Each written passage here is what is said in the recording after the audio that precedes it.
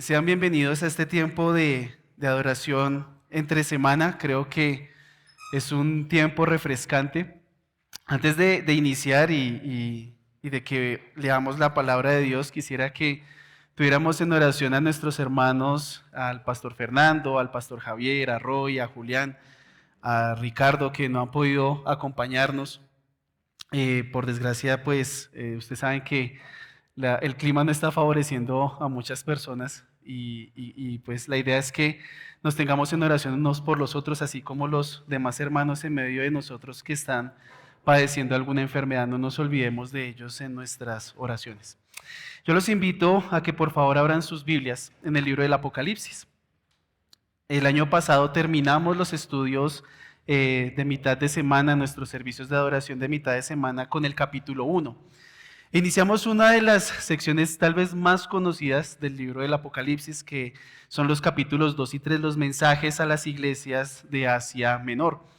Y quiero que me acompañe la lectura de nuestro texto de hoy, que está en los versículos del 1 al 7 del capítulo 2. Apocalipsis 2, versículos 1 al 17 dice así la palabra del Señor. Escribe al ángel de la iglesia en Éfeso, el que tiene las 7 estrellas en su mano derecha, el que anda entre los 7 candelabros de oro, dice esto: yo conozco tus obras, tu fatiga y tu perseverancia, y que no puedes soportar a los malos, y has sometido a prueba a los que se dicen ser apóstoles y no lo son, y los has hallado mentirosos. Tienes perseverancia y has sufrido por mi nombre y no has desmayado. Pero tengo esto contra ti, que has dejado tu primer amor. Recuerda, por tanto, de dónde has caído y arrepiéntete, y haz las obras que hiciste al principio. Si no, vendré a ti y quitaré tu candelabro de su lugar si no te arrepientes. Sin embargo, tienes esto, que aborreces las obras de los nicolaítas, las cuales yo también aborrezco. El que tiene oído, oiga lo que el Espíritu dice a las iglesias. Al vencedor le daré de comer del árbol de la vida que está en el paraíso de Dios. Oremos, hermanos. Señor, Dios bueno y de misericordia, Dios santo y justo, Dios omnipotente, omnipresente y omnisciente. Dios eterno, gracias por este tiempo que nos permite, Señor. Porque incluso en medio de las dificultades para llegar, por el clima, Señor, por el tráfico, por tantas situaciones que se pueden presentar, en tu preciosa providencia nos permites hoy congregarnos en este lugar como un solo cuerpo para ser edificados por medio de tu palabra, Señor, para cantar alabanzas a tu nombre, para levantar nuestras oraciones delante de tu presencia. Yo te pido, Señor, que hoy bendigas este tiempo, bendigas el corazón de mis hermanos, Señor, que por medio de esta tu palabra, Señor, ellos puedan verse edificados. Que así como tú has ministrado mi vida, Señor, y la has confrontado, lo hagas también con ellos, con el propósito de que día tras día crezcamos a la semejanza de tu Hijo Jesucristo. Te damos gracias, Señor, por aquellos hermanos que por una u otra razón no pudieron venir, Señor, y te pedimos que los guardes. Te pedimos que tú nos ayudes, Señor, a ser fieles a ti en todo momento y a que no perdamos nunca el amor hacia ti y hacia nuestros hermanos. Y todo esto lo pedimos en el nombre de nuestro Señor Jesucristo. Amén. Las redes sociales. Las redes sociales es el lugar donde prácticamente todo es posible. Y nadie niega que son muy útiles, pero al mismo tiempo son bastante peligrosas, todo hay que decirlo. Quisiera hoy mencionar algo acerca de las redes sociales y es el alcance que tienen ciertos movimientos que, de no ser por estos medios de comunicación, apenas estarían con vida. Por ejemplo, conozco un grupo que pertenece al movimiento de raíces hebreas, que se ha esparcido por internet y ha ganado muchos adeptos precisamente por las redes sociales. Incluso personas que se hacen llamar cristianas han hecho caso de lo que dice este movimiento y se han de hecho apartado de la fe. Al mismo tiempo que estos grupos pululan en las redes sociales, hay personas y grupos que se levantan como los paladines de la justicia doctrinal. Yo sé que de pronto usted los ha visto, ¿no? Son expertos cristianos, doctores de la teología, que lo único que parecen saber hacer es señalar los defectos de otros. Tratan de mostrar que ellos tienen la verdad absoluta en todas las cosas y se esfuerzan para que así los vean. Sin embargo, cuando vemos todas estas cosas, cabe hacer varias preguntas, tanto para los unos como los otros. ¿Hasta qué punto la batalla por la fe disminuye el amor de los cristianos? ¿Hasta qué punto el trabajo disminuye la devoción? Y son preguntas que nos debemos hacer precisamente a la luz de este texto que hemos leído y que vamos a estudiar hoy. Porque el Señor Jesucristo habla a su iglesia y le dice que si bien es cierto la vida cristiana es activa, es de trabajo, también es de amor y de devoción a Él. La vida cristiana es activa, es de trabajo, pero también es de amor y de devoción a Él.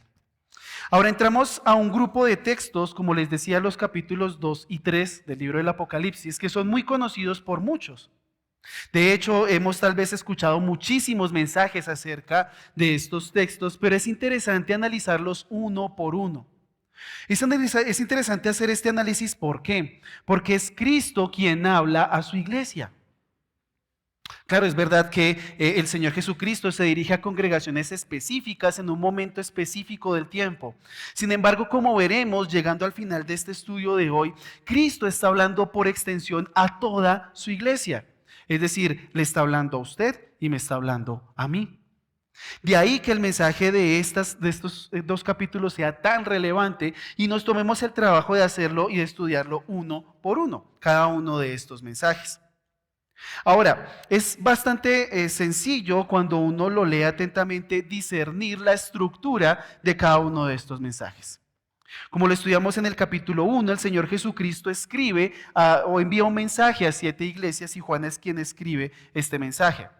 Estas iglesias se encuentran ubicadas en lo que hoy llamamos Turquía, que en ese tiempo se llamaba el Asia Menor. Y cada mensaje tiene una estructura más o menos fija que nos permite identificar un poco la estructura de cada uno de los estudios que vamos a hacer. Ahora, ¿cuál es esa estructura? Bueno, primero hay una orden de escribir. Ustedes han leído esto, probablemente dice, y escribe a la iglesia de tal lugar, y escribe a la iglesia de tal lugar. Luego viene Cristo que se identifica de una manera específica para cada una de estas congregaciones. Luego vemos que en la mayoría de los casos hay un elogio a esa congregación. El Señor Jesucristo reconoce a estas congregaciones por algo que hicieron, no en todos los casos. Pero también vemos que hay una reprensión de parte del Señor Jesús. ¿De acuerdo? Hay una reprensión que pues también a veces no sucede con algunas iglesias, como lo iremos viendo en nuestros estudios sucesivos. También hay una promesa y un mandato de oír lo que el Señor dice a las iglesias. Entonces esta es una estructura que se va a repetir durante 7 ocasiones en cada uno de estos mensajes. Y la ciudad con la que vamos a empezar hoy es con la ciudad de Éfeso. Una ciudad que de hecho es muy importante en la historia bíblica porque el Nuevo Testamento la menciona en varias ocasiones. Era la ciudad más importante del Asia Menor. Si bien es cierto, no era la capital de esta provincia romana, Éfeso era la ciudad más importante y lo era por varias razones. La primera es porque allí residía el puerto principal de esa provincia. De hecho, si usted ve un mapa de esta zona, se va a dar cuenta que tiene mucho sentido que Éfeso sea la primera ciudad a la que se dirige el Señor Jesucristo. Porque el mensajero probablemente hubiera llegado por mar, desde la isla de Patmos hasta Éfeso, que era el puerto principal. Y de allí hicieron un movimiento en el sentido de las manecillas del reloj, bueno, para ustedes sería así, ¿sí? Para mí es así, ¿no es cierto? En donde llegara a estas 7 ciudades. Ahora, ser el puerto principal de una ciudad del Imperio Romano era mucho decir. Porque evidentemente allí se cruzaba todo el comercio que se distribuía hacia la zona oriental del Imperio Romano.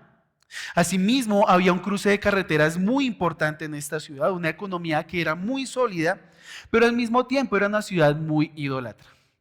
Recuerden aquel acontecimiento en Hechos 19 cuando los efesios gritaban, grande es Diana de los efesios. ¿Y por qué lo hacían así? Porque allí en esta ciudad de Éfeso existía y estaba erigido el templo de Artemisa o de Diana. Ahora no sé si usted ha tenido la oportunidad de ir al Parque Jaime Duque.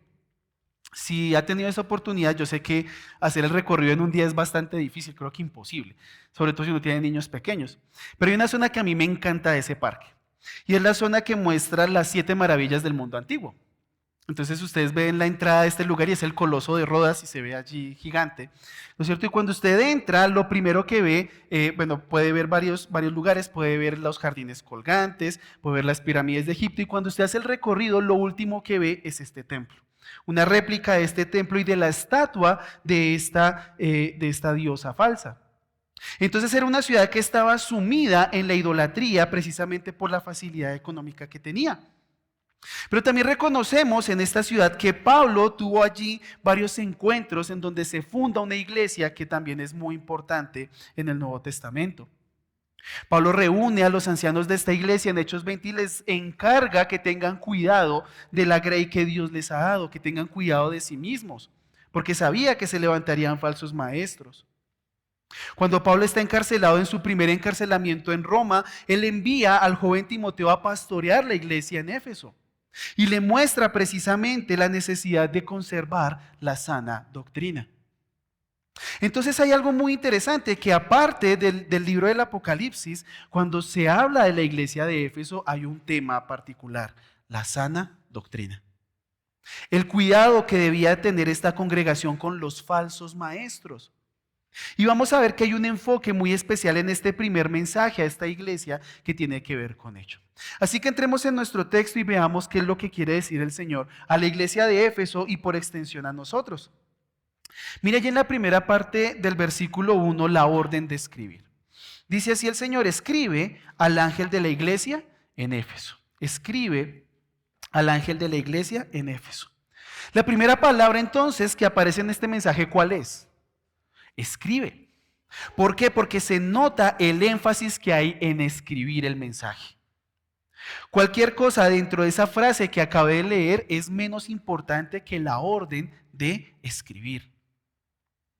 Y esto es muy importante porque nos damos cuenta de que Dios siempre ha tenido la intención de que su revelación quede consignada por escrito. No que la tradición oral sea mala, porque de hecho entendemos que muchas veces tanto los judíos del Antiguo Testamento como los cristianos del Nuevo tenían una sólida tradición oral. Y sin embargo vemos que la intención del Señor es que esto quede consignado por escrito. Es muy importante que se escriban estas cosas. De hecho es un verbo muy importante en todo el libro del Apocalipsis. Ahora vemos que ese es el énfasis precisamente porque Jesús, el Cristo, quiere comunicarse con su iglesia. Y para nosotros es un privilegio tener la Biblia en español. Ustedes dirán, no, pero pues yo tengo 3 Biblias en mi casa. Tengo 5 y de diferentes versiones y no leen ninguna. Bueno, espero que no sea así. Espero que sí las lea, ¿de acuerdo? Pero la cuestión es que para nosotros es algo tan normal tener nuestras Biblias en español que olvidamos que cerca de 1/6 de los idiomas del mundo ni siquiera tienen un proyecto de Biblia traducida a su idioma. Escuchaba esta tarde la historia de un pastor de Estados Unidos que estuvo en China. Y estaba en una provincia relativamente alejada donde las personas que se congregaban en esta iglesia, que es una iglesia ilegal, ¿de acuerdo? Tenían que viajar 13 horas. 13. Uno dice, uy, a 1 hora la iglesia no, ya está lejos. ¿Sí? Y era tremendo porque este hombre pues llevó unas Biblias, no las suficientes para el grupo de personas que había allí, pero llevó un grupo de Biblias en el idioma chino para que estas personas las tuvieran. Y varias personas de hecho rechazaron recibir esa Biblia. Y él decía, ¿pero por qué? Cuando él empieza a leer el texto en el que iba a predicar, las personas que rechazaron esa Biblia era porque se la sabían de memoria. Porque no tenían otra opción. Porque si los ven con una Biblia, los arrestan. Y entonces él les preguntaba, bueno, si aquí llegaran las autoridades chinas, ¿qué me pasaría a mí? Y las personas le decían, pues usted lo deportan en 24 horas, a nosotros nos meten 3 años en la cárcel. Y destruyen nuestras Biblias. Entonces nótese que el hecho de que el Señor ordene a Juan escribir este mensaje tiene más profundidad de la que parece. El hecho de que esa palabra esté al principio nos muestra el anhelo que tiene Jesús de comunicarse con su novia, que fue algo que hecho de lo que hablamos cuando estudiamos el capítulo 1, que Cristo quiere hablar a su iglesia. La pregunta es si la iglesia quiere escuchar. Pero luego dice allí, escribe al ángel de la iglesia en Éfeso, y hablamos un poco del concepto de ángel en este último estudio que tuvimos. Para los que no tuvieron la oportunidad de estar, hago un breve resumen. Recordemos que la palabra ángel que encontramos acá puede tener dos traducciones desde el griego. Puede significar evidentemente un ser sobrenatural que sirve al Señor, o puede tratarse simplemente de un mensajero humano. De hecho, la palabra ángel originalmente se trataba de eso, de un mensajero humano. Y es probable que aquí se refiera a eso. Es decir, que el ángel no es un ser sobrenatural, ¿de acuerdo? Este ser angélico que entenderíamos nosotros, sino simplemente es un mensajero humano de la iglesia designado precisamente para comunicar un mensaje a esa iglesia de Éfeso. Esta es probablemente la mejor forma de entender este texto. Entonces sabemos que el Señor quiere comunicarse con la iglesia en Éfeso. Pero ahora vemos allí también en el versículo 1, en la segunda parte, cómo se identifica a Cristo. Y por favor, cuando usted lea estos dos capítulos, no olvide leerse primero el capítulo 1. Usted me dirá, ¿por qué? Bueno, porque le resulta que cada vez que Cristo se identifica para una iglesia, lo hace con base en los atributos que vemos en el capítulo 1, a excepción de la última iglesia de la Odisea. Pero él siempre va a hacer referencia a esos atributos que Juan vio cuando el Señor Jesucristo se le reveló. En este caso, ¿qué es lo que leemos allí? El que tiene las 7 estrellas en su mano derecha, el que anda entre los 7 candelabros. Y esto es precisamente lo que Juan ve cuando ve al Señor Jesucristo. Ve al Señor Jesucristo que tiene 7 estrellas en su mano derecha y que anda entre los candelabros de oro. Ahora, ¿por qué les digo que esto es importante? Porque esa descripción va a tener que ver con el mensaje a la iglesia. Esa descripción que el Señor Jesucristo hace de sí mismo va a tener que ver precisamente con lo que va a decir a cada una de estas iglesias. Entonces recordemos qué es lo que significa para que tengamos claro esto y eso nos sirva como un marco para ver el resto del texto. Nos dice el que tiene las 7 estrellas en su mano derecha, el que anda entre los 7 candelabros de oro. Mire lo que dice allí el versículo 20 del capítulo 1, es decir, un versículo antes.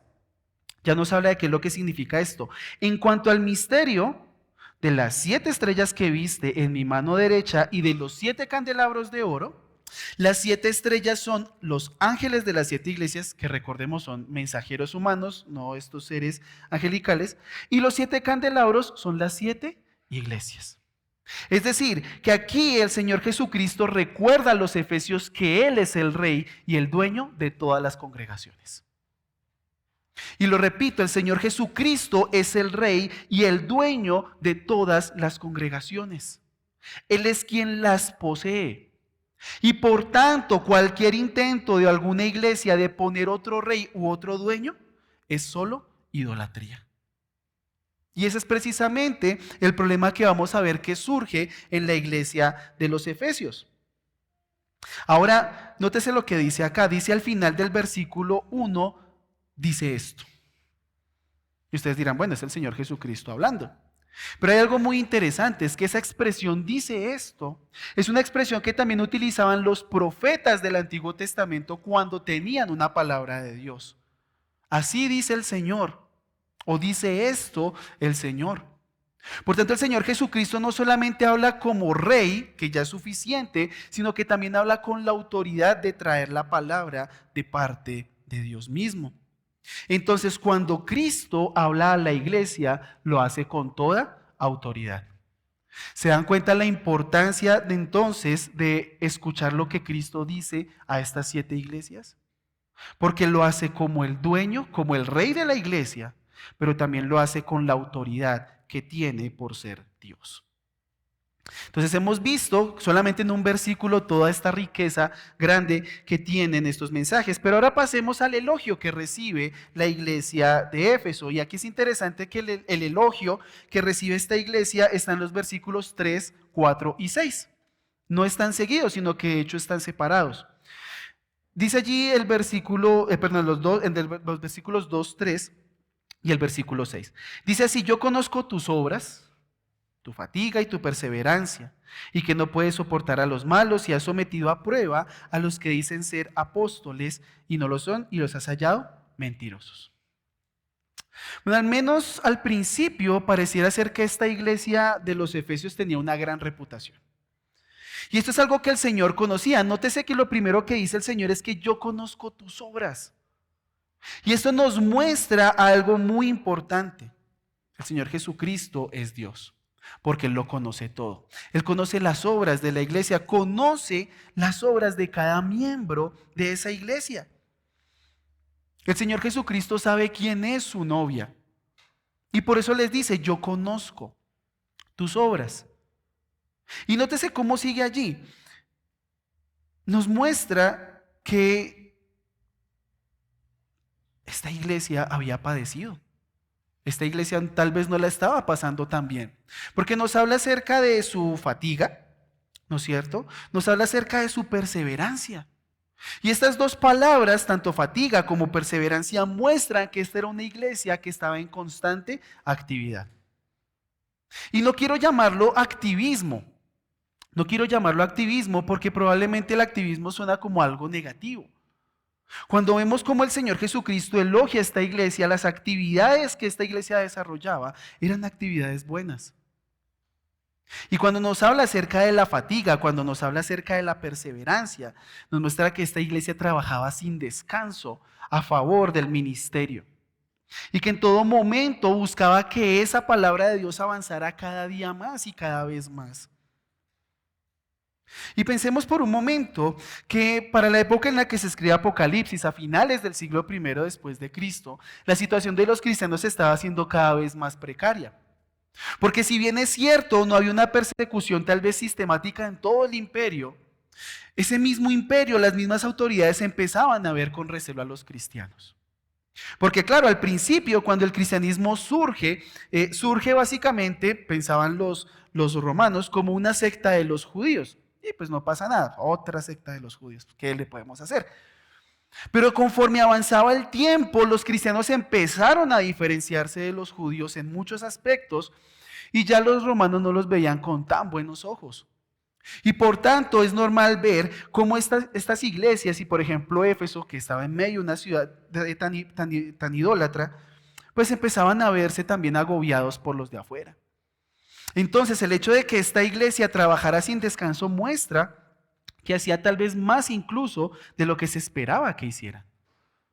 Y qué bueno ver iglesias que hacen precisamente esto. Y notamos que no solamente trabajaban, digamos, de una forma física, sino también de una forma espiritual, porque nos dice allí, y que no puedes soportar a los malos.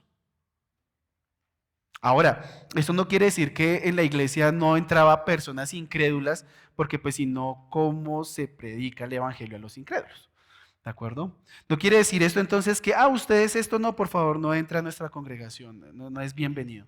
No, no se refiere a eso. Se refiere precisamente a lo que dice más adelante, y ha sometido a prueba a los que dicen ser apóstoles y no lo son, y los has hallado mentirosos. Ahora, como les decía, todo lo que se dice de la iglesia de Éfeso en el Nuevo Testamento viene a verse reflejado acá. Note, por ejemplo, lo que dice allí Hechos 20. Acompáñeme por favor a Hechos 20, no pierda ahí su marca en Apocalipsis. En Hechos 20, como les comentaba hace un momento, Pablo se despide de los pastores de Éfeso, los cita en otra ciudad, en Mileto. ¿De acuerdo? Y los cita con el fin de encomendarles el ministerio que ellos habían recibido y advertirles acerca de lo que se vendría. Fíjense lo que dice los versículos 29 y 30 del capítulo 20 de Hechos. Sé que después de mi partida vendrán lobos feroces entre vosotros. Muchas personas dicen, sí, esos fijos se infiltraron después y eran personas que llegaron nuevas a la iglesia. No, de entre los mismos líderes,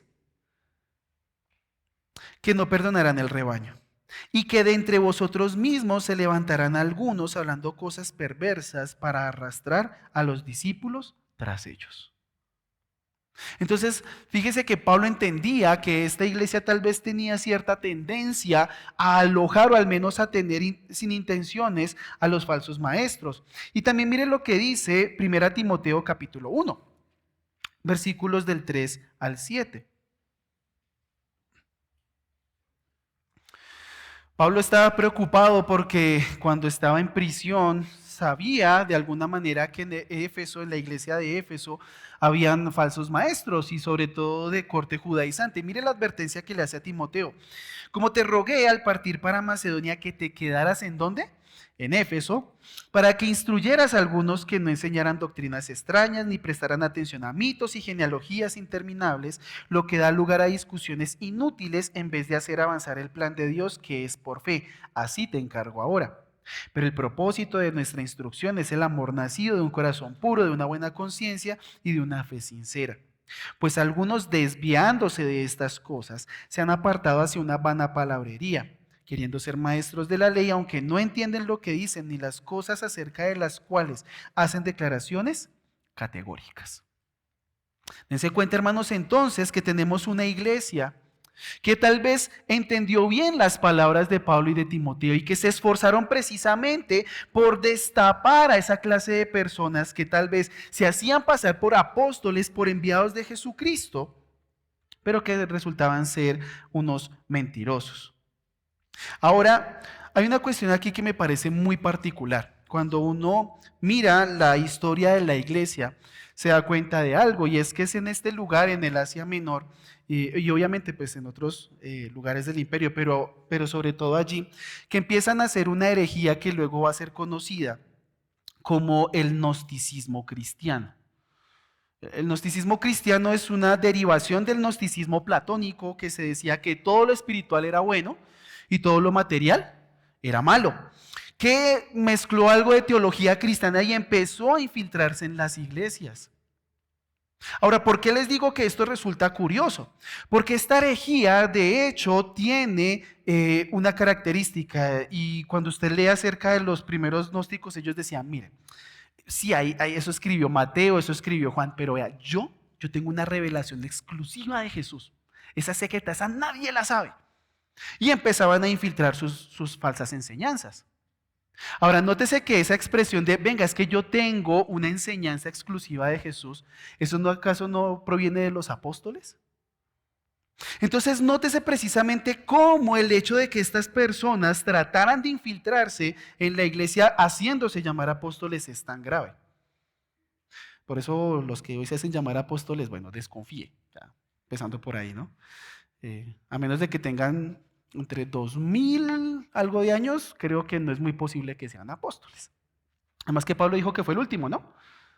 Si recuerdan en primera a los Corintios capítulo 15, donde él dice, y como el último, como un abortivo, llegué yo ahí a la fila, ¿sí? De ver a Cristo resucitado. Entonces, lo que nos muestra este texto es que estos efesios tal vez entendieron muy bien lo que Pablo y Timoteo querían enseñarles.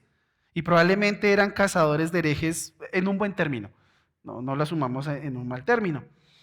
Pero sigue el elogio. En el capítulo 2 vemos entonces que estas personas trabajaban incansablemente por el ministerio, defendían la sana doctrina, y el Señor hace énfasis en la perseverancia de ellos. Porque dice allí en el versículo 3, tienes perseverancia y has sufrido por mi nombre y no has desmayado. Nótese que el Señor utiliza la misma palabra que utiliza en el versículo 2, porque en el versículo 2 dice, yo conozco tus obras, tu fatiga y tu perseverancia. Y en el versículo 3 vuelve a utilizar la misma palabra, tienes perseverancia. Esta iglesia era una iglesia sufrida. Era una iglesia que no importaba los retos que tuviera delante, hacía las cosas por el nombre de Dios. Era una iglesia que aunque padecía, era una iglesia que perseveraba en medio incluso de las situaciones difíciles.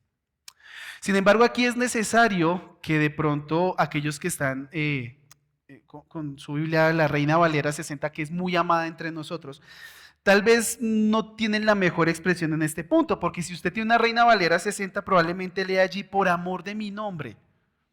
Cuando el texto griego de hecho no contiene esa parte de por amor de, sino solamente por mi nombre. ¿De acuerdo? Es una edición que por desgracia pues el traductor pues, se le escapó. Eso nos pasa a los traductores a veces, nos descachamos. Somos seres humanos. ¿Listo? Pero entonces es necesario estudiar la palabra del Señor para ver estas cosas. Pero este es un detalle importante, porque de hecho la reprensión tiene que ver con el amor a Dios, como lo vamos a ver en un momento. Ahora, volviendo a nuestro texto, además de que era una iglesia sufrida, una iglesia perseverante, era una iglesia incansable. Una iglesia sufriente, una iglesia perseverante, una iglesia incansable. Todo lo que le ponían a hacer lo hacían. Todo lo que significaba el avance del nombre de Dios lo hacían, incluso padecer los castigos que hubieran podido padecer como cristianos. Entonces vemos aquí un gran ejemplo y en el versículo 6 precisamente hay otro elogio todavía más, que si ustedes observan tiene que ver con la sana doctrina. Dice el versículo 6, continuando con el elogio, sin embargo tienes esto, que aborreces las obras de los nicolaitas, las cuales yo también aborrezco. Ahora, no sabemos exactamente quiénes eran estos nicolaitas, no sabemos cuáles eran esas obras que el Señor aborrecía.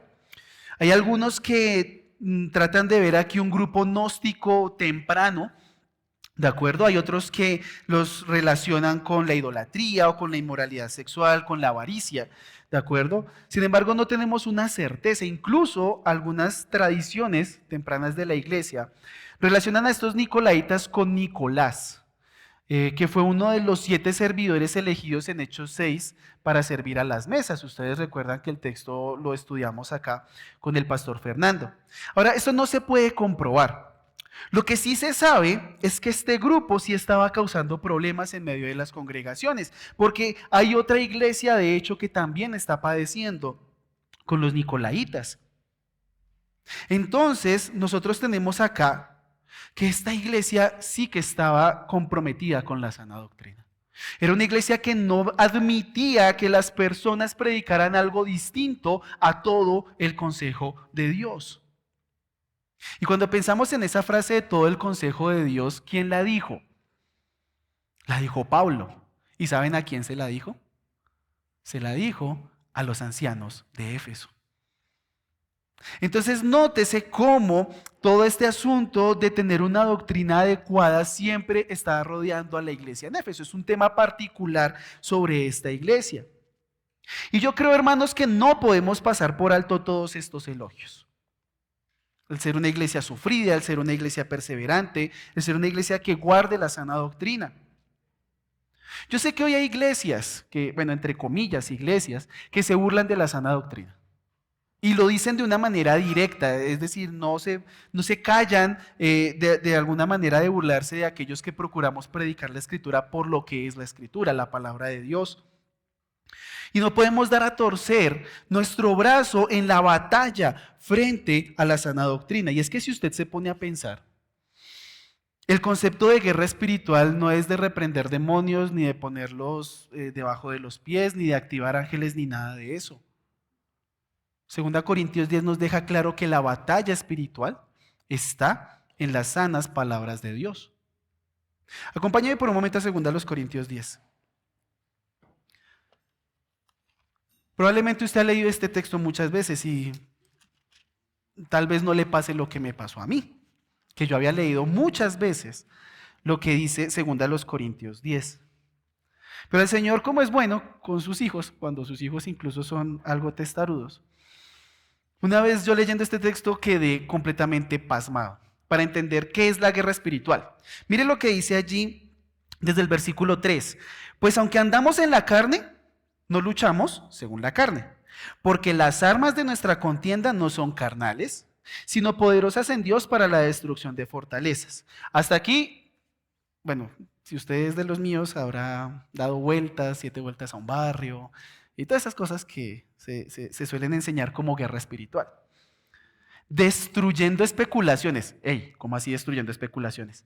Y todo razonamiento altivo que se levanta ¿contra qué? Contra el conocimiento de Dios y poniendo todo pensamiento en cautiverio a la obediencia de Cristo. Ahí está la esencia de la guerra espiritual, hermanos.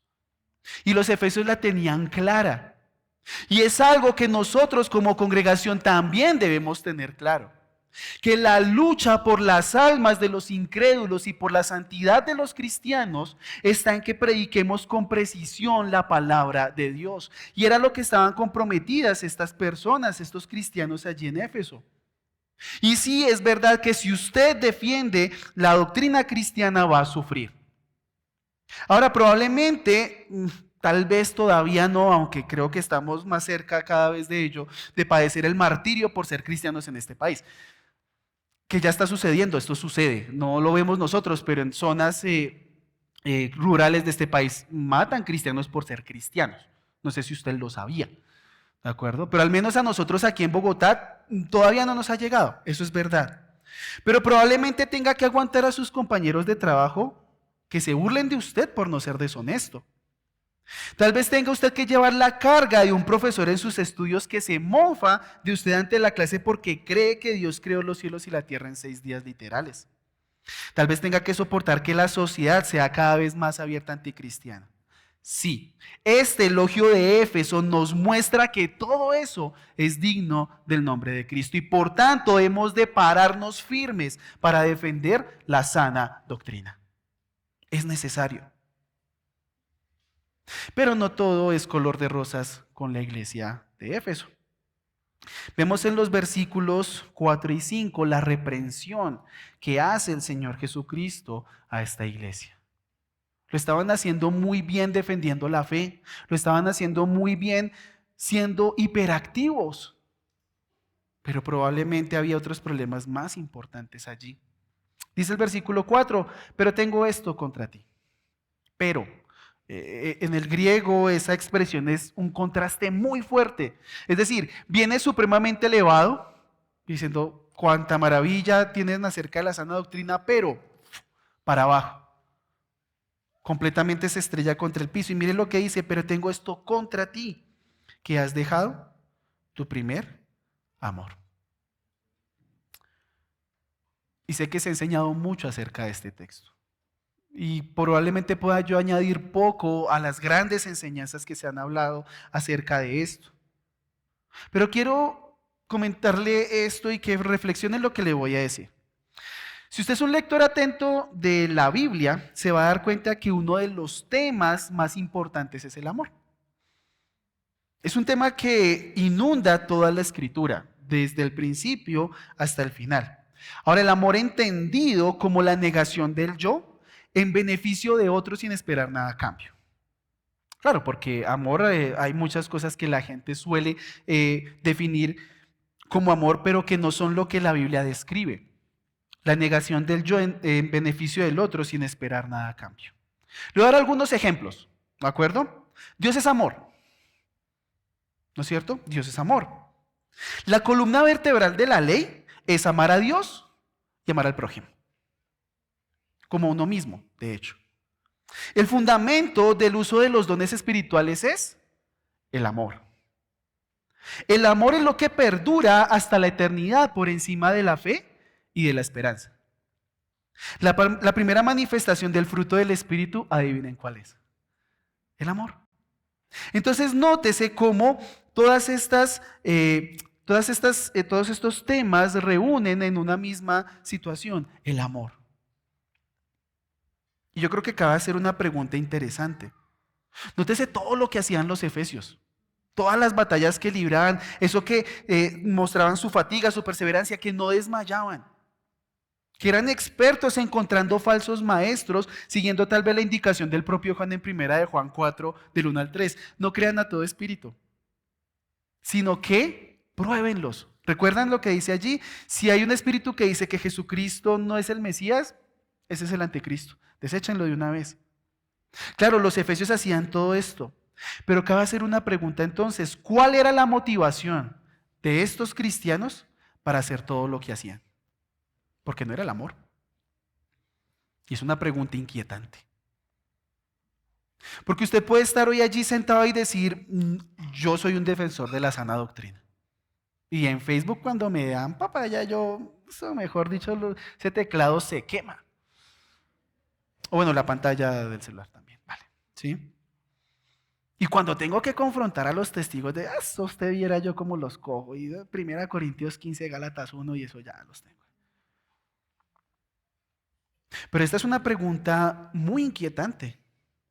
Ellos hacían todo esto muy bien, es un elogio que el Señor les hace, pero al mismo tiempo les dice, ustedes perdieron su primer amor. Y es una pregunta que cada uno de nosotros tenemos que hacernos. Los que de ustedes estuvieron el domingo en la clase de precursores, recordarán que hablamos acerca, bueno, de los tres pilares acerca de los cuales, o con los cuales tenemos que evaluar la historia de la iglesia, y el último de ellos era la santidad de la adoración. Y algo que habíamos mencionado era que la adoración se expresaba tanto en la devoción como en la doctrina. Las dos cosas tienen que ir juntas. Uno no puede adorar si no tiene devoción y si no tiene doctrina. Y habíamos dicho un poco que la devoción sin doctrina es como darle una espada a un loco, ¿no? Y hablando en el contexto de la historia de la iglesia, mencionábamos el caso de los primeros monjes del desierto, ¿no? Sobre todo en Egipto y en Siria, que hacían cosas muy locas tratando de mostrar su devoción. Pero es que la doctrina sin devoción es un desierto pintado de verde. Si la devoción sin doctrina es como darle una espada a un loco, la doctrina sin devoción es como tener un desierto pintado de verde. Y yo creo que este era el problema de la iglesia en Éfeso, que tenían tanta doctrina y se habían concentrado tanto en ello que se habían olvidado de amar a Dios y de amar al prójimo. Todo lo que hacían carecía de ese amor que al Señor no se le escapa porque Él lo conoce todo. Más adelante en el versículo 19 del capítulo 2 a la iglesia de Tiatira, que tenía muchísimos problemas, Dios, el Hijo, le dice esto: yo conozco tus obras, tu amor. A pesar de todos los problemas que tenía y que también recibe una gran reprensión de parte del Señor, reconoce el amor de esta iglesia. Y al Señor no se le escapa que su iglesia no tenga amor por Él ni por el prójimo. Y es que la historia está llena de ejemplos de lo que sucede cuando usted tiene doctrina y no tiene amor. La quema de herejes, las cruzadas, la Inquisición, y podría seguir con un largo etcétera, la quema de brujas, si así lo quiere. Entonces esta reprensión busca que los efesios se sacudan, porque aunque estaban haciendo muchas cosas bien, les faltaba lo más importante. Y note ya en el versículo 5 cómo él ordena dos cosas. Primero, que recuerden de dónde han caído. Y esto es algo tremendo. El estado actual de la iglesia, a pesar de todo lo bien que estaban haciendo, de su gran hiperactividad, era de caída. Estaban caídos. Habían declinado mucho con respecto a su amor y fervor iniciales. La distancia entre su estado inicial y su estado actual era abismal. No era una diferencia menor, era una diferencia abismal. Piensen esto. La iglesia en Éfeso tuvo problemas para mantener a raya a los falsos maestros, que es lo que leímos en Hechos y en 1 Timoteo, que también es algo que está en 2 Timoteo. Y es necesario mantener a raya a los falsos maestros. Es indispensable para la salud de la iglesia. Y sin embargo, Él les dice que antes, cuando tenían esas luchas, estaban mejor porque tenían amor. Qué gran confrontación esta. Porque muestra entonces que no basta con tener un conjunto de doctrinas correctas. Como decía el mismo apóstol Pablo, si no tengo amor, nada soy.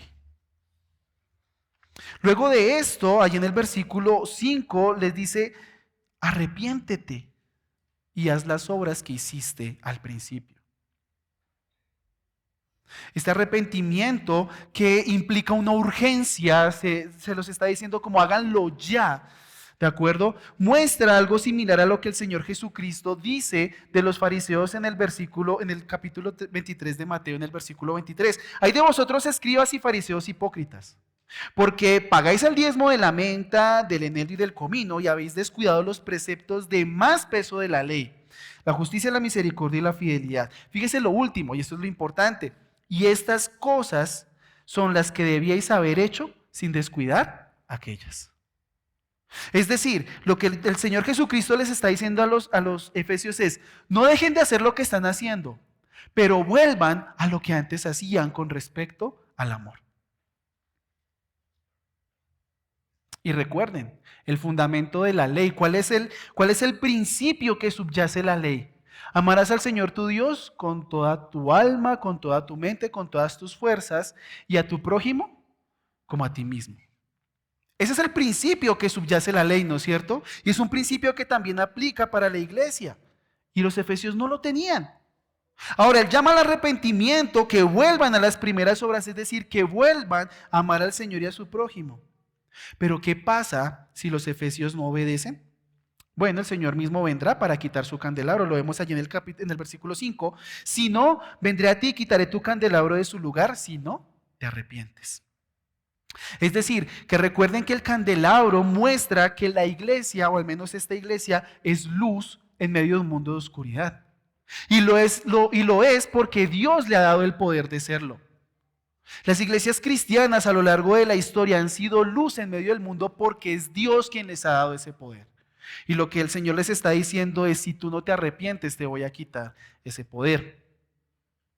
Ahora, cuando dice allí, si no vendré pronto, o vendré a ti y quitaré tu candelabro, probablemente no se refiere a la segunda venida del Señor Jesucristo, sino simplemente a un castigo que el Señor aplicaría de forma local. Y hay quien dice que tal vez ellos no se arrepintieron, pues esa iglesia hoy ya no existe. Algo para pensar. Ahora, tomando el nombre de un libro que aborda precisamente estos textos, le pregunto, ¿qué diría Jesús de esta iglesia? ¿Qué diría Jesús de cada uno de ustedes? Y es una pregunta interesante porque, recuerde, Él conoce todas las obras de esta congregación, conoce a cada uno las obras que hace, por lo que no hay nada que esconder. ¿Acaso usted se ha concentrado tanto en reprender a los falsos maestros, en exponerlo, incluso en ridiculizarlos, que ha olvidado la naturaleza amorosa del cristianismo? No me malentienda, el versículo 6 nos deja claro que hay cosas que Dios aborrece, las cuales el cristiano también tiene que aborrecer. Las obras de los nicolaítas, por ejemplo. Pero tal vez en su celo por la doctrina o por la actividad en la iglesia, tal vez está olvidándose del gran mandamiento.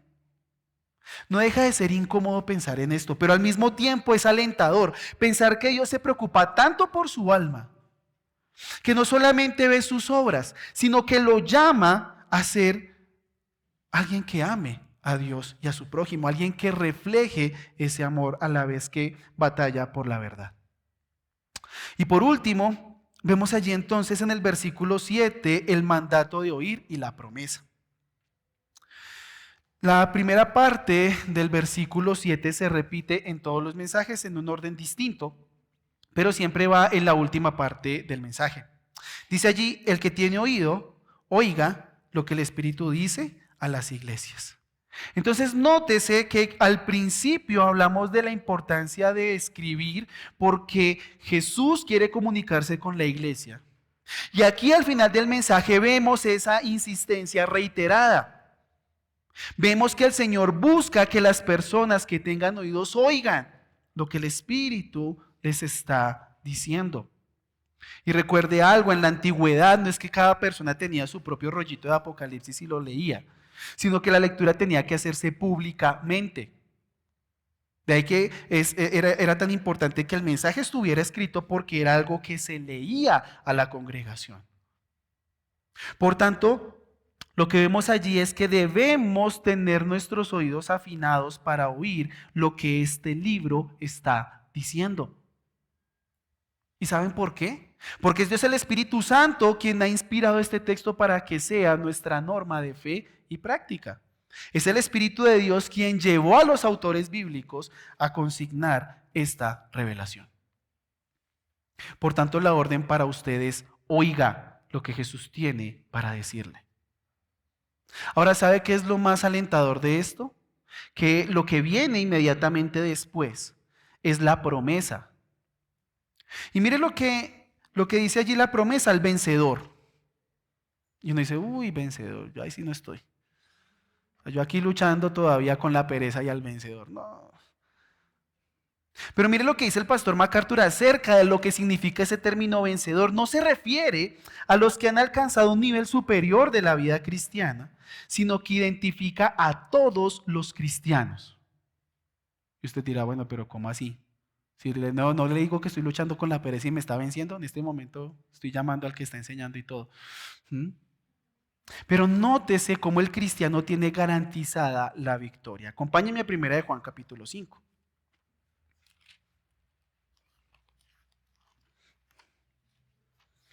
Primera epístola de Juan capítulo 5, versículos 4 y 5. Porque todo, no algunos, no una parte, no la mayoría, porque todo lo que es nacido de Dios vence al mundo. Y esta es la victoria que ha vencido al mundo, nuestra fe. ¿Y quién es el que vence al mundo, sino el que cree que Jesús es el Hijo de Dios? Si esa es su fe, déjeme decirle, usted entra en este grupo. Al vencedor. Los vencedores no vencen en este contexto por sus propias fuerzas, vencen porque su rey ya ha vencido y ha garantizado la victoria. ¿Que va a seguir luchando toda la vida? Sí, tranquilo, eso va a pasar, pero la victoria ya está garantizada. Ahora, es cierto que estas promesas de al vencedor, que también se repiten en todos los mensajes, son dadas a iglesias específicas. Sin embargo, a partir de este concepto de que vencedor es todo aquel que cree que Jesús es el Hijo de Dios, podemos ver que son promesas que se extienden a cada creyente en cualquier momento y lugar del mundo.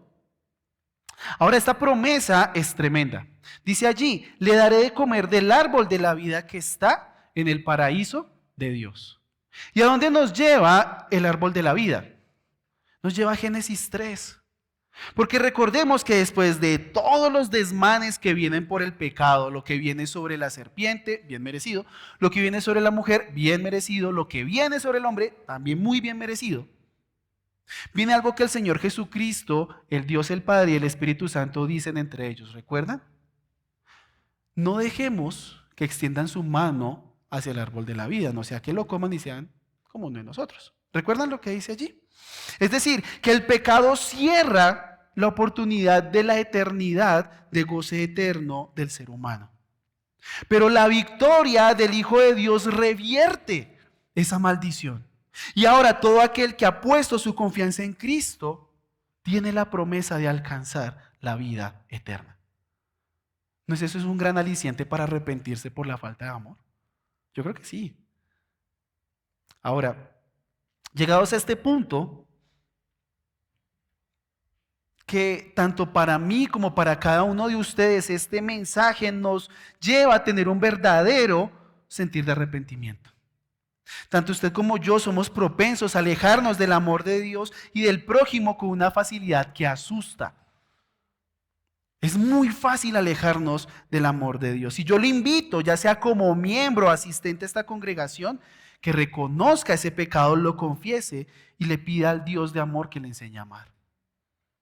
Asimismo, pídale ese celo por la escritura que caracterizaba a estos efesios. Ese celo por la sana doctrina que nunca se apague, que por el contrario se avive en usted. Y que las personas puedan ver que incluso cuando lo pisoteen por ser cristiano, usted no desmaya. Por último, quiero dirigirme a aquellos que me oyeron hoy y que tal vez no han puesto su fe en el Cristo de las iglesias. Yo hablo con usted específicamente porque usted no tiene derecho a comer del árbol de la vida, porque no ha creído que Jesús es el Hijo de Dios. Y la única forma en la que usted podrá disfrutar del fruto del árbol de la vida es entregando su fe a Él. Y yo le pido por favor hoy, no solamente lo pido yo por mí mismo, sino es Dios llamándolo a usted, arrepiéntase y ponga su fe en esa victoria de Cristo.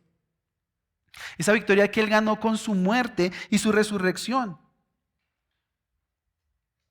Y que usted pueda tener la esperanza de que cuando Él vuelva por segunda vez, va a entrar al paraíso de Dios a comer de ese fruto. Por tanto, hermanos, recordemos que aunque las iglesias puedan ser muy activas, no podemos olvidarnos del amor. Oremos.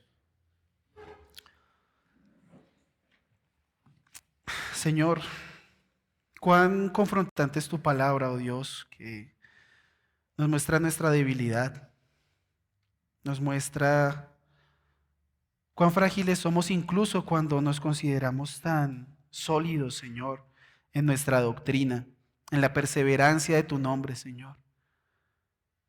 Yo te pido que nos perdones, mi Dios. nos ayude, Señor, a tener y a llegar a un sentido verdadero de arrepentimiento por nuestro desamor, Señor, que tal vez nos inunda día tras día y de lo cual no nos damos cuenta. Un desamor hacia ti, hacia nuestro prójimo, Señor.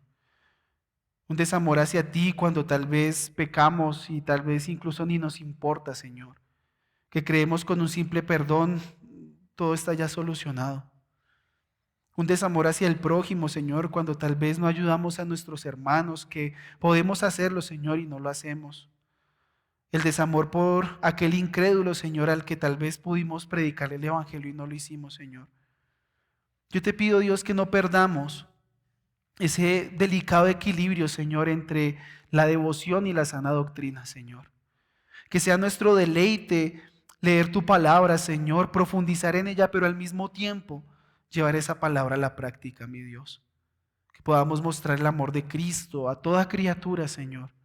De tal manera que cuando tú vengas por segunda vez, Señor, podamos ver que tú has hecho una obra maravillosa en nosotros, Señor, y que tú te gozas en lo que has visto en medio de esta congregación, Señor. Por eso te pedimos por esta iglesia, Señor, por el liderazgo, por los pastores, Señor, por los maestros, por cada servidor, Señor, por cada miembro de esta iglesia, Señor, por cada asistente, Señor, regular o irregular, no importa, mi Dios.